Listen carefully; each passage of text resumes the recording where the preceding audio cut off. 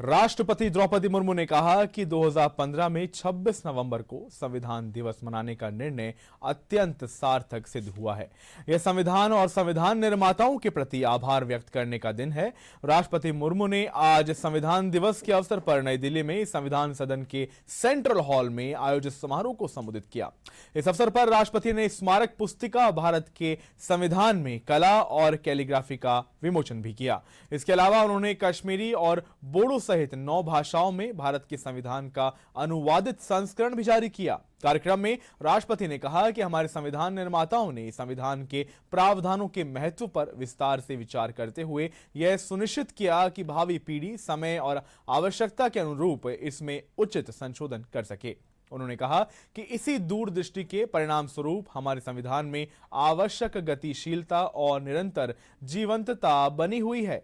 कार्यक्रम में उपराष्ट्रपति सीपी राधाकृष्णन, प्रधानमंत्री नरेंद्र मोदी, लोकसभा अध्यक्ष ओम बिरला और कांग्रेस अध्यक्ष मल्लिकार्जुन खड़गे सहित दोनों सदनों के सांसद मौजूद रहे।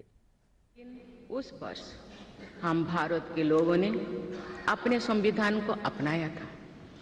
स्वाधीनता के बाद संविधान सभा ने भारत की अंतरिम संसद के रूप में भी कर्तव्य निर्वहन किया। प्रारूप समिति के अध्यक्ष बाबा साहेब डॉक्टर भीमराव अंबेडकर हमारे संविधान के प्रमुख निर्माताओं में से थे।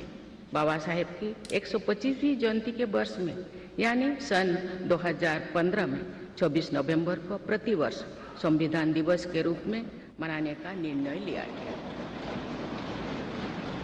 और निर्णय अत्यंत सार्थक सिद्ध हुआ है। आज के दिन पूरा देश भारतीय लोकतंत्र के आधार हमारे संविधान के प्रति तथा उसके निर्माताओं के प्रति आदर व्यक्त करता है। During the elections held in Jammu and Kashmir in 2024, after abrogation of Article 370, the voter turnout in large number make the world to understand our faith in democracy again. In the recently held Bihar elections, voter turnout, particularly that of women in large numbers, has added another precious diamond in the crown of our Mother Bharat democracy. The contributions made by the women members of the Constituent Assembly was uncomparable. On behalf of all of us, I pay our tributes to the great contributions of the women leaders in the Constituent Assembly. Bharat विश्व का सबसे जीवंत और सफल लोकतंत्र माना जाता है। हमारा संविधान का गौरव है और हमारे संविधान की प्रस्तावना में लिखित शब्द हम भारत के लोग, हमारी सामूहिक शक्ति, राष्ट्रीय एकता और जन कल्याण के लक्ष्य की सशक्त अभिव्यक्ति है।